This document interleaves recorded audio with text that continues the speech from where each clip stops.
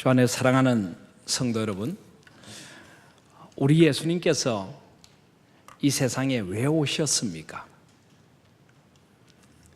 예수님께서 무엇 때문에 하나님이신 그분이 사람의 몸으로 이 세상에 오셨습니까?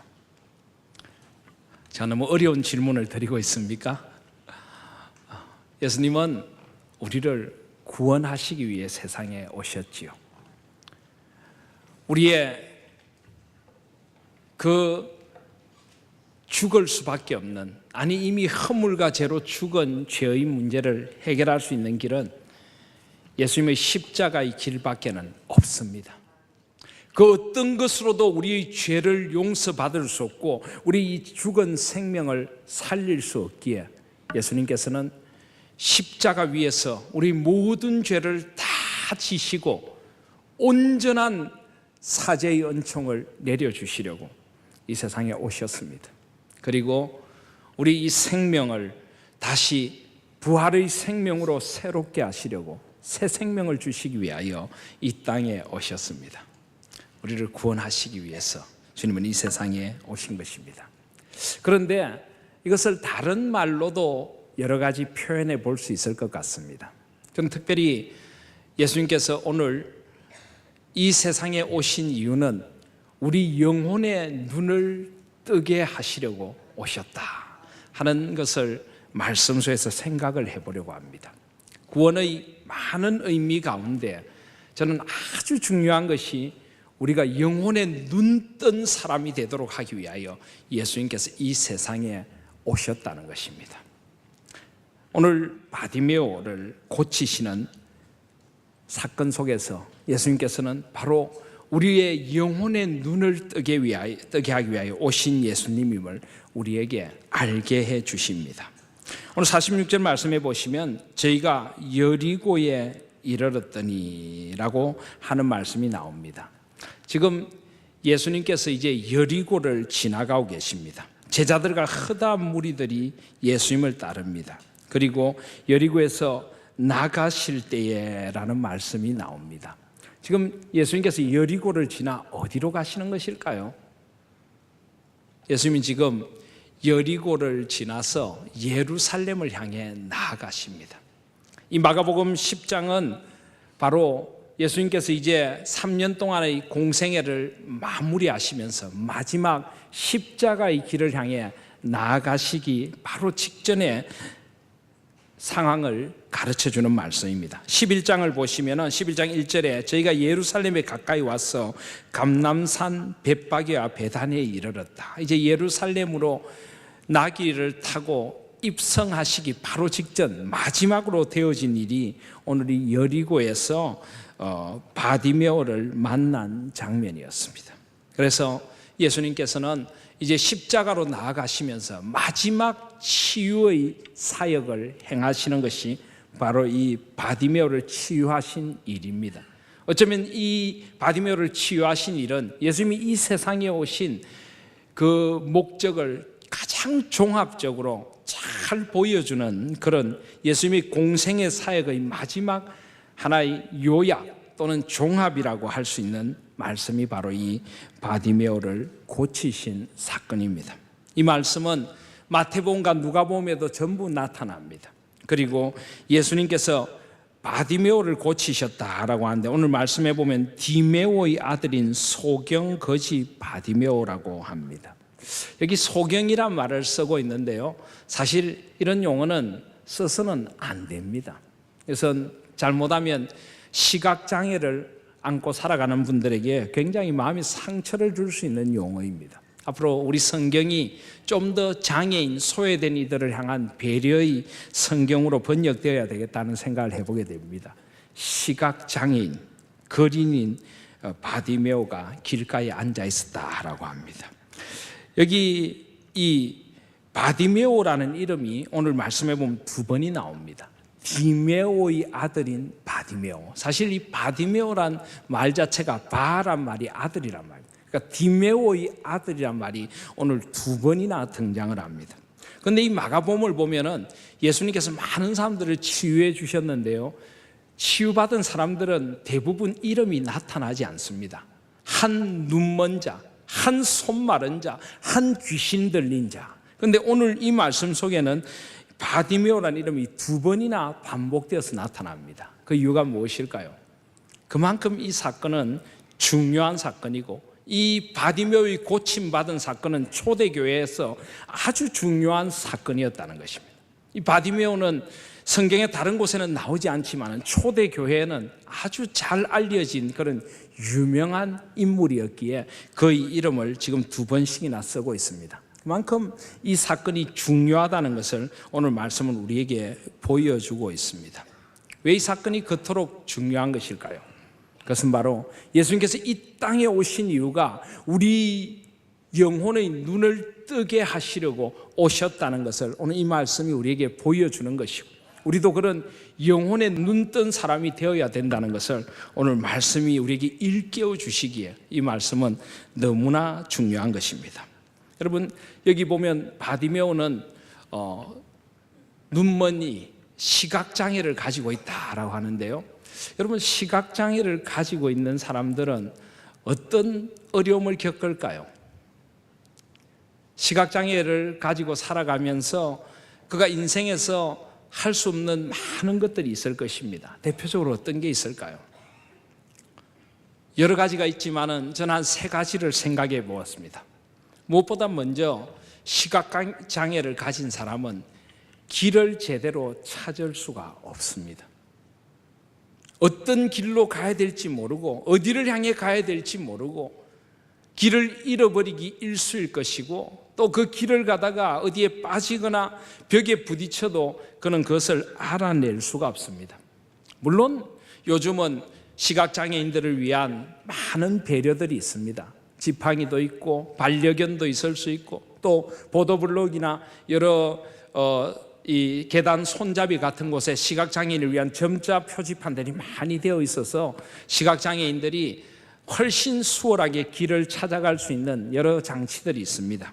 근데 고대에는 그런 것들이 없었습니다. 그리고 그런 것들이 도움을 받지 않는다면 시각장애인들은 길을 제대로 찾아갈 수가 없습니다. 근데 여러분 아십니까?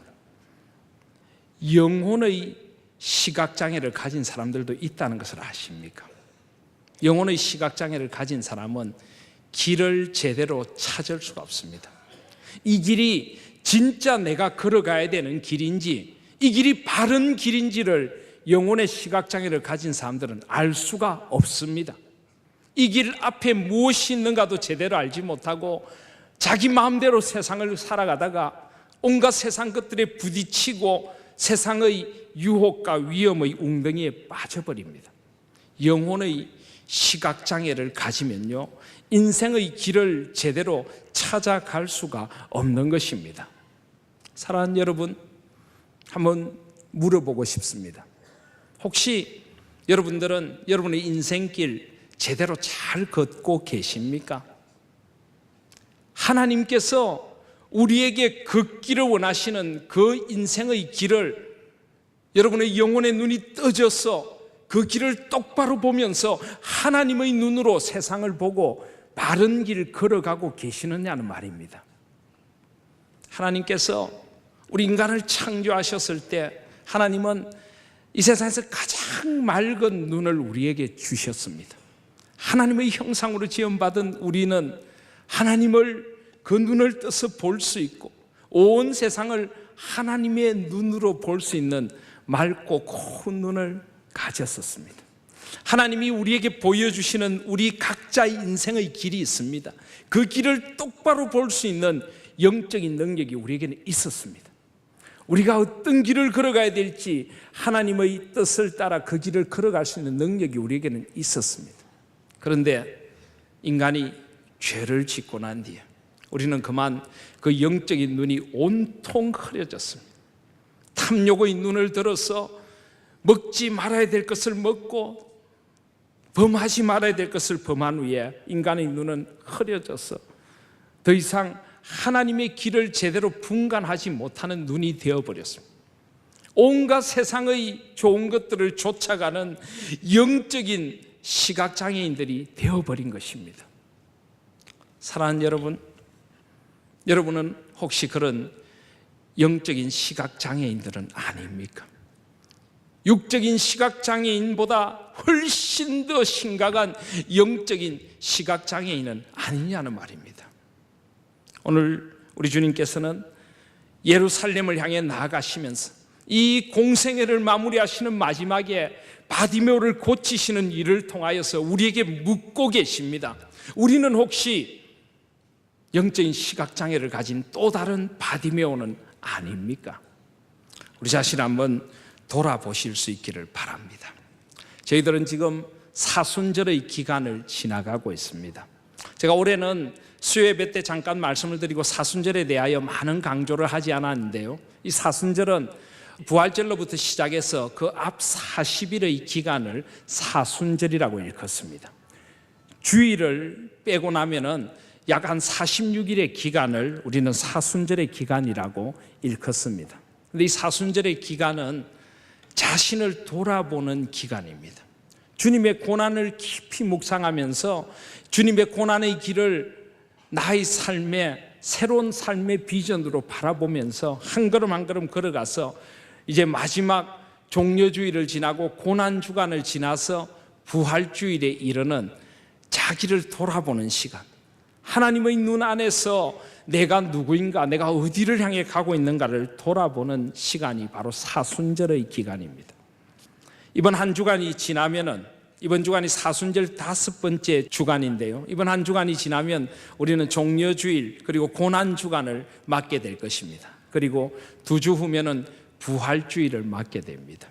이 사순의 기간은 마치 모세가 시내산에서 하나님의 계명을 받기 위해서 40주야를 하나님 앞에 앉아 있었듯이, 엘리야가 호렙산을 향하여 그 힘든 길을 걸어갔듯이, 그리고 예수님께서 광야에서 40일 동안 주리며 금식하시며 사탄의 유혹을 이기시고 공생애를 시작하셨듯이 우리의 삶을 온전히 새로운 자리로 옮겨놓는 그런 영적인 순례의 기간입니다.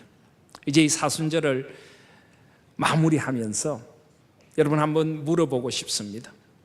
얼마나 우리는 주님의 길을 제대로 보고 걸어가고 있습니까? 이 사순절은 우리 영혼의 눈을 뜨는 시기입니다. 우리가 그동안 잘못 보고 있던 우리 영혼의 눈먼을 벗어나서 빛으로 부활로 오시는 주님 앞에서 우리 영혼의 눈을 새롭게 뜨는 절기가 사순의 절기입니다. 얼마나 우리는 영혼의 눈뜬 자인가를 돌아보실 수 있는 복된 시간들이 되시기를 바랍니다. 또 눈이 멀면은 무엇을 할 수 없을까요? 눈이 멀면은 무엇이 소중한 것이고 무엇이 소중하지 않은 것인가를 잘 분간할 수가 없습니다. 눈이 보이지 않으니까요. 정말 소중한 것들을 놓쳐버리기 일쑤고 소중하지 않은 것들을 붙들 수가 있습니다. 눈이 보이지 않으니까요. 물론 요즘은 그런 것들도 시각장애인을 위한 배려가 많아서, 예를 들어 돈도 이것이 1,000원권인지 10,000원권인지 점자를 통해서 얼마든지 구분을 할 수 있습니다. 그러나 고대에 또 우리가 그냥 일반적으로 생각할 때 눈이 멀면은 소중함의 가치를 분간하기가 힘들게 됩니다. 그런데 여러분, 우리 영혼의 눈이 멀면은 우리가 무엇이 진정으로 소중한 것인지를 분간하지 못한다는 것을 아십니까? 영혼의 눈이 멀면은 아무런 쓸데없는 잠깐 있다가 없어질 것이 다인 양 그것들을 붙들고 진정 인생의 소중한 것들을 다 놓치며 살아갈 수가 있는 것입니다. 혹시 우리가 그런 영혼의 눈먼 자들은 아닙니까? 오늘 이 바디메오는 시각장애인일 뿐만 아니라 거린 거지였다고 합니다. 물론 그 당시는 시각장애인이 살아갈 길이 막막해서 그는 거지로 있을 수밖에 없었습니다. 그러나 이것은 어쩌면 우리 영혼의 상태를 보여주는 것 아닙니까? 영혼의 눈은 멀었고 진정 영혼의 거린처럼 우리가 정말 중요한 것은 다 놓쳐버리고 세상에 하나님께서 원하시지 않는 것들만 구걸하는 그런 영적인 거린이 되어 있지 않느냐는 말입니다. 요한계시록을 보면은 주님께서는 라오디게아 교회를 책망하십니다. 요한계시록 3장 17절에 보시면 내가 말하기를 나는 부자라 부요하여 부족한 것이 없다나 내 곤고한 것과 가련한 것과 가난한 것과 눈먼 것과 벌거벗은 것을 알지 못하는도다. 이런 영혼의 눈먼 모습, 이것이 우리의 모습은 아닙니까? 나는 부자라 부요합니다. 나는 세상의 온갖 것들을 가지고 있습니다. 나는 나름대로 성공했습니다. 나는 많은 것들을 움켜쥐고 있습니다. 근데 주님의 눈으로 보면은 그건 아무런 의미가 없는 것일 수 있다는 것입니다. 그건 진정 주님이 원하시는 것이 아닐 수 있다는 것입니다. 나는 부자라고 하지만은 내 공고한 것, 가련한 것, 가난한 것, 눈먼 것, 벌거벗은 것을 왜 못 보느냐고 주님은 지금 안타깝게 말씀하고 계십니다. 혹시 우리는 이런 영혼의 눈먼이들은 아닙니까? 여러분들이 그토록 갈망하는 것, 여러분들이 그토록 움켜쥐고 있는 것이 정말 주님의 눈에도 소중한 것 맞습니까? 정말 영원한 가치가 있는 것을 여러분 붙들고 계십니까? 우리의 눈에 보이는 것은 잠깐이요, 보이지 않는 것은 영원하다고 하셨는데 그 영원한 것들을 볼 수 있는 영혼의 눈이 여러분 떠져 있느냐는 말입니다. 오늘 주님은 이 사순의 마지막 시간들을 지나가면서 이 바디메오의 사건을 통하여 우리의 영혼의 눈이 진정 제대로 뜨여져 있는가를 묻고 계시는 것입니다. 또 만약에 눈이 멀면은 또 무엇을 볼 수 없을까요? 빛을 볼 수 없습니다. 어둠에 거합니다. 온 세상이 캄캄한 어둠입니다. 절망입니다. 슬픔입니다. 눈물인 것입니다. 여러분, 겉으로 보기에는 그저 그렇게 사는 것 같지만은 여러분의 마음에 진정한 영혼의 빛을 만나지 못하고 살아가고 있는 사람들은 우리 가운데 없습니까? 주님의 빛이 환하게 비치는데 그 은혜의 빛을 누리지 못하고 절망 가운데, 어둠 가운데 헤매며 눈물과 아픔으로 살아가고 있는 사람들은 없느냐는 말입니다. 여러분들은 영혼의 눈뜬이들이 되어서 주님의 그 은혜의 빛을 마음껏 누리며 그 은총 아래 살아가고 계십니까? 오늘 이 말씀 앞에서 우리의 영혼의 눈이 어떠한가를 돌아보실 수 있는 저와 여러분들이 되시기를 바랍니다. 오늘 이 바디메오는 그 눈의 다침을 안타까워하며 주님 앞에 부르짖는 자리로 나아갑니다. 어쩌면 이 부르짖음은 저와 여러분들이 부르짖어야 할 부르짖음은 아닐까요?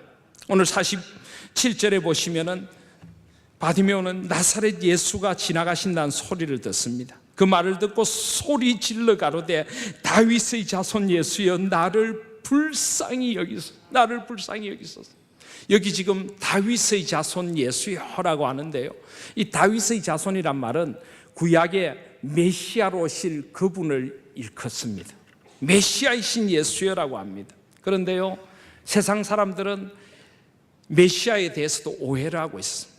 예수님 당시에도 많은 사람들이 영혼의 눈먼에 젖어서 진정으로 어떤 메시아가 그들 가운데 오시는가를 알지 못했습니다. 그래서 이 다윗의 자손이라고 할 때 이 구약의 사람들, 유대인들이 꿈꾸던 다윗의 자손은 정치적이고 군사적인 메시아입니다. 그들을 로마의 압제에서 해방시켜주고 그들에게 높은 지위를 주고 그들에게 아주 부유한 나라를 줄 수 있는 그런 메시아, 그들은 그런 메시아를 기다렸습니다. 그래서 오늘 말씀 바로 앞에도 보면은 예수님의 제자들도 주께서 영광으로 임하실 때, 왕으로 등극하실 때 하나를 오른편에 하나는 왼편에 앉게 해주십시오. 그들은 그런 세상의 메시아를 추구하고 있었습니다. 그런데 바디메오는 분명히 메시아가 어떤 분으로 오시는 분인가를 지금 고백하고 있습니다. 다윗의 자손 예수여 나를 불쌍히 여겨주십시오. 메시아는 무엇보다 먼저 우리 한 사람 한 사람을 불쌍히 여겨주시는 분입니다. 우리 한 사람 한 사람의 영혼의 눈을 뜨게 해주시는 분입니다. 우리의 영혼의 눈에 비늘이 벗겨져서 주님을 똑바로 보게 하고 주님의 빛을 보게 하기 위하여 찾아오신 분인 것입니다.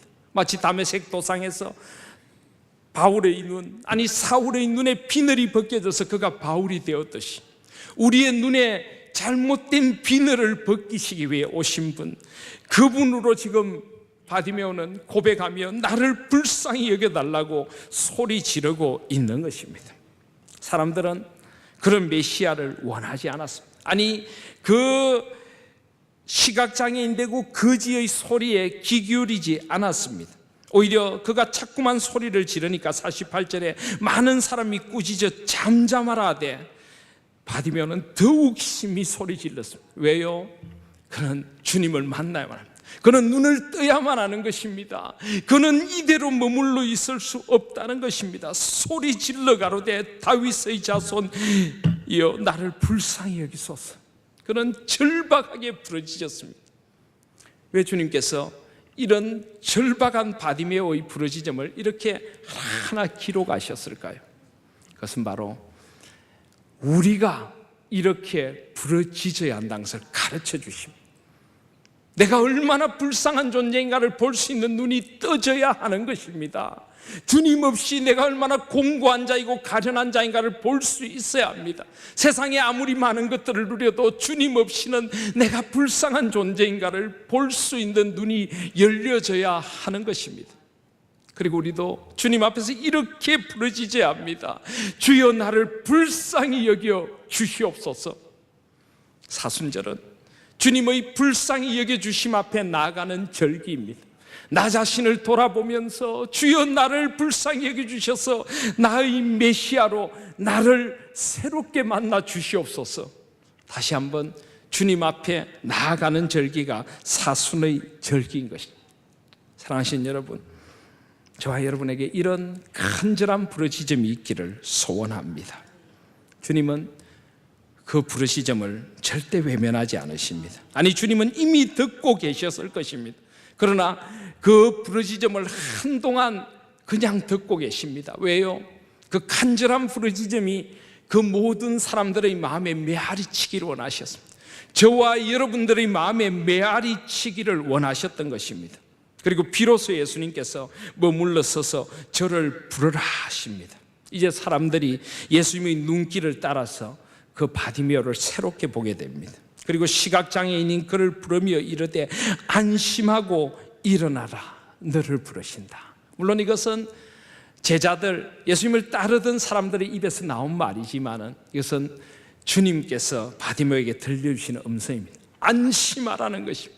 그 간절한 부르짖음을 주께서 들으신다는 것입니다. 이제 일어서라는 것입니다. 주님 앞에 나올 수 있도록 주께서 안아주시리라고 말씀하시는 것입니다. 바디메오는 그 절박한 가운데 이 소망의 이야기를 들었습니다. 그는 50절에 보시면 겉옷을 내어버리고 뛰어 일어나 예수께 나옵니다. 어쩌면 이 바디메오에게 이 겉옷은 그 인생의 가장 소중한 것일지 모릅니다. 사막지대에 겉옷은 밤이 되면 그 차가운 한기를 덮어주는 이불이 되는 것입니다. 낮에는 깔고 앉아서 한기를 맞고 사람들에게 구걸을 하는 구걸판이 되기도 합니다. 그 인생에 어쩌면 가장 중요한 것일지 모를 이 겉옷, 그것조차도 그는 내어버리고 주님께로 나아갑니다. 그는 그만큼 절박했기 때문입니다. 그는 눈을 뜨고 싶었기 때문입니다. 사랑하신 여러분, 이런 절박함이 있습니까? 주님 앞에 나아가려고 하면 이것이 나를 붙들고 저것이 나를 붙들고 이것 놓을 수가 없어 주님 앞에 나아갈 수 없는 그런 우리들은 아닙니까? 바디메오는 모든 것을 다 내려놓고 오직 주님께 나아갔습니다. 그 인생의 가장 소중한 것은 눈뜸이었기 때문입니다. 우리에게도 우리 영혼의 눈뜸에 대한 이런 절박함이 있느냐고 오늘 말씀 우리에게 묻고 계십니다. 사랑하신 여러분, 이런 영혼의 눈뜸에 대한 절박함을 안고 주님을 만나실 수 있는 저와 여러분들이 되시기를 바랍니다. 주님은 그런 바디메오를 향하여 물으십니다. 51절에 예수께서 일러 가라사대 내게 무엇을 하여 주기를 원하느냐? 내게 무엇을 하여 주기를 원하느냐? 저는 지난 주간 한 주간 이 말씀을 묵상하면서 이 물음 앞에 사로잡혀 있었습니다.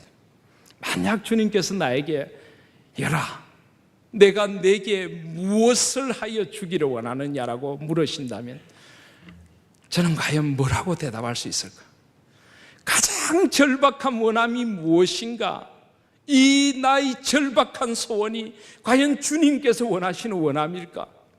저는 지난 한 주간 저를 돌아보고 또 돌아보았습니다. 여러분은 뭐라고 대답하시겠습니까? 주님이 여러분들을 부르셔서 내가 내게 무엇을 하여 주기를 원하느냐라고 물으시면 여러분의 대답은 무엇입니까? 여러분 무엇을 가장 원하십니까? 여러분이 원하시는 그것이 진정 여러분 인생에 가장 소중한 것입니까? 아니 진정 주님께서 주시기를 원하시는 그것 맞습니까? 주님은 비슷한 질문을 하신 적이 있습니다. 10장 36절 보시면은 세베대의 아들 야고보와 요한에게 주님이 물으십니다. 너희에게 무엇을 하여 주기를 원하느냐? 너희에게 무엇을 하여 주기를 원하느냐? 똑같은 질문을 하셨습니다. 그런데 그들의 대답은 주님의 원함이 아니었습니다. 여짜오되 주의 영광 중에 우리를 하나는 주의 우편에 하나는 좌편에 앉게 하여 주시옵소서. 주님은 38절에 보면 예수께서 가라사대 너희 구하는 것을 너희가 알지 못하는도다. 진정 주님이 원하시는 게 아니라는 것입니다. 온갖 세상의 욕망에 젖어서 그들은 그들의 욕망을 토로하고 있는 것입니다.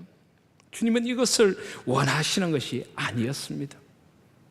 사랑하는 여러분, 혹시 우리도 이런 것 원하지 않습니까? 온통 정말 중요한 것이 무엇인가를 잊어버리고 온통 중요하지도 않은 어떤 것 구하면서 생의 소중한 시간들을 허비하고 있지는 않느냐는 말입니다. 여러분 아세요? 우리가 성령에 충만해도 간절히 열심히 기도하지만은 세상에 충만해도 열심히 기도한다는 건 아십니까? 세상 것 그냥 더 받고 싶어서 그냥 주님 앞에 부르짖는 사람들이 있습니다. 세상에 충만한 기도, 혹시 우리의 기도가 그런 기도는 아닙니까? 그러나 바디메오는 정확히 그에게 가장 절실하게 필요한 것, 주님이 가장 주시고 싶은 것을 그는 알았습니다. 그는 선생님이여 보기를 원하나이다. 보기를 원하나이다. 물론 그는 시각장애인이기에 가장 원하는 것이 보기를 원하는 것이었을 것입니다.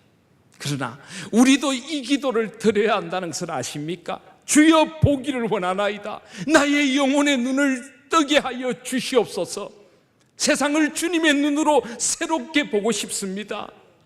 주님 앞에서 회복된 시력으로 온 세상을 바르게 보고 한 번뿐인 인생을 주님의 비전으로 살아가고 싶습니다. 주여 보게 하여 주시옵소서. 이것이 저와 여러분에게도 가장 절박한 기도라는 것을 아십니까? 오늘 말씀은 그것을 우리에게 일깨우시려고 우리에게 이 말씀으로 다가오고 있습니다. 여러분은 무엇을 원하십니까? 주님은 그 바디메오의 대답 앞에서 마지막 52절에 보시면 예수께서 이르시되 가라 내 믿음이 너를 구원하였느니라 라고 합니다. 가라 내 믿음이 너를 구원하였느니라. 왜 주님께서 이 말씀을 하셨을까요? 그냥 고치실 수도 있는데 왜 내 믿음이 너를 구원하였다고 합니까? 물론 주님만이 구원주이신데 왜 하필 여기 믿음이란 말을 쓰고 있는 걸까요? 이것은 우리에게 믿음이 무엇인가를 가르쳐 주시려는 것입니다. 지금 바디메오의 믿음은 세 단계를 거쳐서 나아갑니다. 제일 처음 그가 아무런 소망이 없는 눈먼 자요 거지요 불쌍한 존재라는 것을 깊이 믿으면서 주님 앞에 나왔습니다. 사랑하는 여러분, 우리에게도 이런 믿음이 필요합니다. 내가 아무런 소망이 없는 존재이고 이대로 살아서는 안 되는 존재이고 주님의 긍휼이 여기심이 없으면 내가 얼마나 불쌍한 존재인가. 주님의 구원의 은총이 아니면 나는 아무것도 아니라는 그런 불쌍한 존재라는 믿음이 있습니까? 주님의 영혼의 눈뜸이 아니고는 나는 소망이 없는 자라는 그 절박한 믿음, 나 자신에 대한 철저한 절망과 포기가 여러분에게 있습니까? 누구든지 나를 따라오려거든 자기를 부인하고 자기 자신에 대해서 온전히 절망한 자들만이 소망이신 주님을 만나게 되는 것입니다. 바디메오는 아무런 희망이 없었습니다. 자기 자신에게서는. 그래서 오직 주님만을 삶의 희망으로 붙들었던 것입니다. 저와 여러분에게도 이런 믿음이 필요한 것입니다. 그리고 바디메오는 주님의 원함대로 그의 원함을 고백했습니다. 보게 하여 주시옵소서. 그러니까 가장 절실한 것은 주님께서 그를 치유하시고 회복시키는 것이었습니다. 그래서 주님의 소원대로 가장 그 인생에 필요한 것들을 주님 앞에 고백할 수 있었습니다. 주님이 원하시는 원함의 자리로 나아가는 것, 이것이 바로 믿음인 것입니다. 그리고 그는 온전히 자기 자신을 주님 앞에 맡겨드렸습니다. 믿음이란 맡겨드리는 것입니다. 주님만이 내 인생의 유일한 해결자이심을 그는 고백했습니다. 다른 어떤 길로도 그 영혼의 눈을 뜰 수 없다는 것을 고백한 것입니다. 당신만이 나의 메시아이심, 당신만이 나를 회복시켜 주실 분입니다. 그는 고백했습니다. 이 온전한 믿음을 주께서 칭찬해 주신 것입니다. 여러분도 여러분의 인생에 주님만이 오직 그 길이요, 그 진리요, 그 생명이라는 고백이 있습니까? 그분만이 내 영혼의 눈을 뜨게 해주실 나의 주님이시라는 고백이 있습니까? 그분이 아니면 내 인생이 아무런 의미가 없다는 고백이 있습니까? 그리고 그분 앞에 온전히 자기의 삶을 내어 맡기시겠습니까? 믿음이란 신뢰입니다. 맡기는 것입니다. 지금 바디메오는 온전히 그분의 손에 그 인생을 맡겨드렸습니다. 주님은 이 믿음을 칭찬하신 것입니다. 사랑하는 여러분, 사순절은 우리의 믿음의 여정을 새롭게 시작하는 기간입니다. 온전히 나를 위하여 고난을 받으신 주님을 바라보면서 온전히 우리의 영혼에 버려야 될 것들을 버리고 비워야 될 것들을 비우고 주님으로 새롭게 되는 온전한 믿음의 여정을 떠나는 것이 사순절입니다. 이제 2주가 남은 이 사순의 여정을 걸어가시면서 우리의 삶을 한번 돌아보시기를 바랍니다. 저와 여러분의 믿음의 자리는 어디에 있습니까? 저와 여러분이 아직 버려야 될 것들은 무엇입니까? 새롭게 주님을 따라서 시작해야 할 믿음의 여정은 무엇입니까? 바디메오는 그 주님을 온전한 믿음으로 신뢰했고 그는 주님의 은혜를 만나게 되었습니다. 52절에 보면 저가 곧 보게 되었다. 보게 되었다. 그의 믿음대로 주님은 은총을 내려주신 것입니다. 여러분, 바디메오가 보게 되었다라고 하는데요, 바디메오가 눈을 떴을 때 제일 먼저 뭘 봤을 것 같습니까? 뭘 봤을까요? 저는 바디메오가 제일 먼저 눈을 뜨게 됐을 때 빛을 보게 되었다고 생각합니다. 빛. 그리고 그 빛을 통하여 예수 그리스도를 보게 된 것입니다. 그는 비로소 빛을 만나게 된 것입니다. 그 인생에 찾아온 영혼의 빛을 만나게 된 것입니다. 그 영혼이 환하게 눈뜸으로 주님을 만나는 그 빛 속으로 나오게 된 것입니다. 저는 진정으로 주님을 만난 사람마다 이 빛 속으로 나오게 된다고 믿습니다.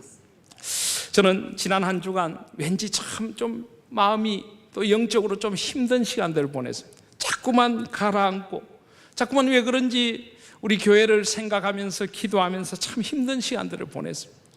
그런데 어제 새벽이었습니다. 어제 새벽에 3대가 함께 모여 기도회를 하면서 하나님께서 기도하는 가운데 저한테 참 이런 은혜를 깊이 체험할 수 있도록 해주는 그런 시간을 가졌습니다. 이 말씀을 묵상하면서 눈을 감고 기도를 하는데 갑자기 찬양이 들려오는 겁니다.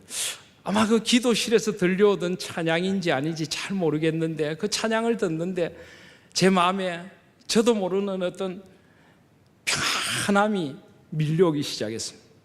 그리고 그냥 눈을 감고 불은 꺼져 있는데도 뭔가 모를 어떤 빛이 저를 감싸는 듯한 느낌이 들었습니다. 뭐 제가 이상한 이야기를 하는 게 아니라 그냥 저에게 그런 느낌이 든 것입니다. 그러면서 아마 그 순간 들려오던 찬양은 아닐 건데 찬송가 488장이 갑자기 제 마음속에 떠오르기 시작했습니다. 내 영혼의 햇빛 주 영광 찬란해.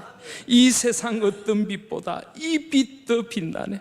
내 영혼의 봄날 되어서 주 함께 하실 때 그 평화 내게 깃들고 주 은혜 꽃피. 주님의 빛이 임하는 순간 제 마음에 세상이 알지 못하는 평안과 소망과 새로운 비전이 열려가게 된 것입니다. 사랑하시는 여러분, 이 빛을 만나실 수 있는 저와 여러분들이 되시기를 바랍니다.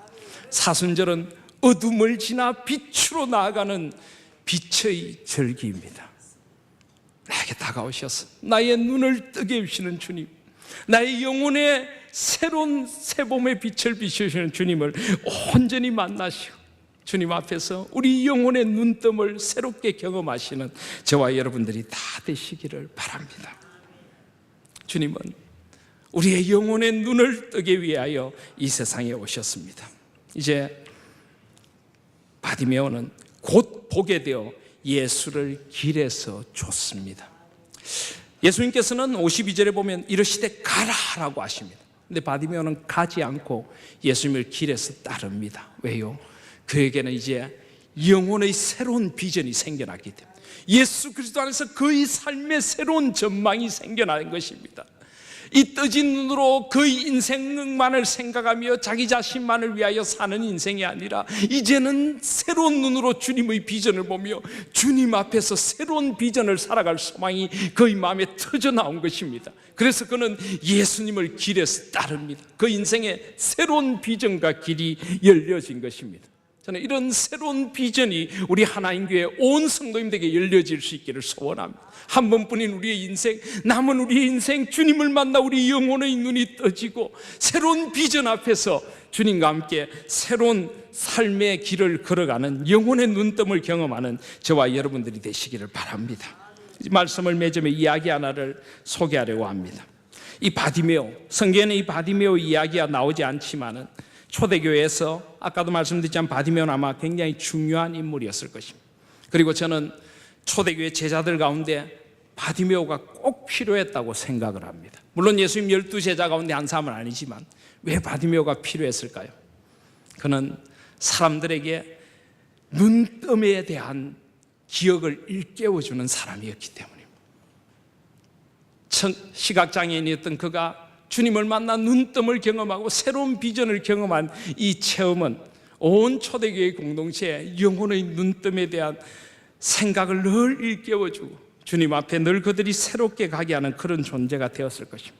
그리고 바디메오는 그의 새롭게 뜬 눈을 통해서 이제 영혼의 눈뜸을 경험하지 못하고 살아가고 있는 사람들을 일깨우며 또 우리 영혼의 눈이 떠져서 그와 같이 아픔의 세월을 살아가고 있는 이들을 향한 주님의 마음으로 다가가는 그런 존재가 되었을 것입니다. 장영희 교수님이란 분이 계십니다. 서강대 교수로 있다가 2009년에 작고를 했는데요. 장영희 교수님은 생후 1년 만에 소아마비라서 1급 소아마비 장애인으로 평생을 살았습니다. 그리고 평생에 3가지 암으로 시달렸습니다. 간암, 척추암, 유방암. 투병 생활을 하면서도 학생들에게 영문학을 가르치고 또 여러 가지 수필들을 통해서 사람들의 잠든 영혼을 일깨우는 그런 귀한 일들을 하다가 작고를 했는데요. 이 장 교수님이 쓴 책 가운데 내 생에 단 한 번이라고 하는 수필집이 있습니다. 내 생에 단 한 번이라고 하는 수필집에 보면 눈먼 소년이라고 하는 장이 있습니다. 거기에 보면 이 장영희 교수님이 학생들과 강의 시간에 토론을 했던 내용을 담고 있는데요. 한 번은 이런 주제로 토론합니다. 전쟁이 일어나서 우리나라의 모든 사람들이 다 죽게 됩니다. 그런데 딱 어떤 동굴 하나에 들어가면 핵전쟁이 일어나서 동굴 하나에 들어가면 그곳에 들어간 사람들은 살게 됩니다. 그런데 이 동굴에 딱 6명만 들어갈 수 있습니다. 그런데 이 동굴의 존재를 아는 사람은 10명입니다. 수녀와 의사와 한 눈먼 소년과 교사와 갱생한 길거리의 여인과 여가수와 정치가와 여류핵 물리학자와 농부와 아무런 기술도 능력도 없는 백수와 이렇게 10명이 있습니다. 자, 이 중에 어떤 사람 6사람이 그 동굴에 들어가야 이제 핵전쟁 이후에 나라를 새롭게 세우는 일을 할 수 있을까요? 꼭 들어가야 될 사람들과 빠져야 될 사람은 누구이겠습니까? 학생들은 여러 가지로 토론을 했습니다. 그런데 뭐 이런저런 의견이 있었는데 학생들이 일치되는 의견 하나는 눈먼 소년은 필요 없다는 것입니다. 물론 그 소년을 생각하면 불쌍하지만은 그 소년은 결국은 새로운 세상을 만들어 가는데 소외되고 아주 비참한 존재가 될 것이고 결국은 걸림돌이 될 거기 때문에 이 소년은 필요 없다라고 학생들이 이야기를 했습니다. 그런데 그때였습니다. 진기라고 하는 학생이 있었는데 말을 많이 더듬는 학생이었다고 합니다. 그 학생이 이렇게 이야기를 합니다. 저는 생각이 다릅니다. 저는 눈먼 소년이 가장 필요한 존재일지 모른다는 생각을 합니다. 이렇게 이야기를 합니다. 그리고 그 이유는 이렇습니다. 이제 전쟁이 끝나고 새로운 세상을 만들기 위해서 다들 의욕에 차서 바쁜 시간들을 보내게 될 것이란 것입니다. 그러다 보면 서로 내 주장이 옳고 너 주장이 옳고 다투다가 보면 경쟁심이 생기고 질투심이 생기고 권력에 대한 욕심이 생기고 결국 그 새로운 세상은 사람 사는 세상이 아니라 야수들의 세상으로 다시 변하게 될 것이라는 것입니다. 또 다른 전쟁터가 펼쳐질 것이라는 것입니다. 그때 그들 가운데 눈먼 소년 한 명이 있다면 그들은 조금 다른 마음으로 세상을 바라보게 될 것이라는 것입니다. 그 새로운 나라를 세우기 바쁜 시간 가운데도 누군가는 시간을 쪼개서 그 소년을 도와주어야 합니다. 그 소년이 같이 살아갈 세상을 만들기 위하여 뭔가 약자를 향한 배려를 해야 합니다.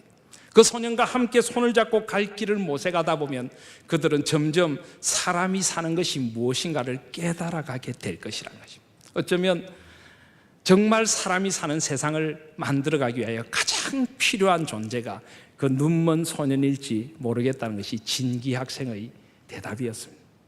잠깐 강의실에 침묵이 흘렀습니다. 사람들은 마음에 밀려오는 감동을 가지고 침묵하고 있었습니다. 그런데 진기 학생이 힘들게 말을 더듬으며 마지막 말 한마디를 보탭니다. 만약 그 눈먼 소년이 사라진 세상이라면, 그 눈먼 소년에 대한 배려도 없는 짐승 같은 사람들이 사는 세상이라면 나는 차라리 전쟁터에서 죽는 게 더 낫다고 생각합니다. 진기 학생은 그렇게 대답을 했습니다. 여러분, 우리의 영혼의 눈이 떠진다는 것은 주님의 눈으로 세상을 새롭게 보게 되는 것입니다. 주님의 가치관으로 세상을 새롭게 보게 되는 것입니다. 바디메오는 아마 그런 눈으로 세상을 바라보며 하나님의 나라가 어떻게 임하는가를 일깨우는 주님의 제자로 한 생을 살아갔을 것입니다. 저는 저와 여러분에게 이런 영혼의 눈이 떠질 수 있기를 바랍니다. 온전히 삼위 하나님을 뚜렷이 볼 수 있는 맑고 밝은 영혼의 눈이 예수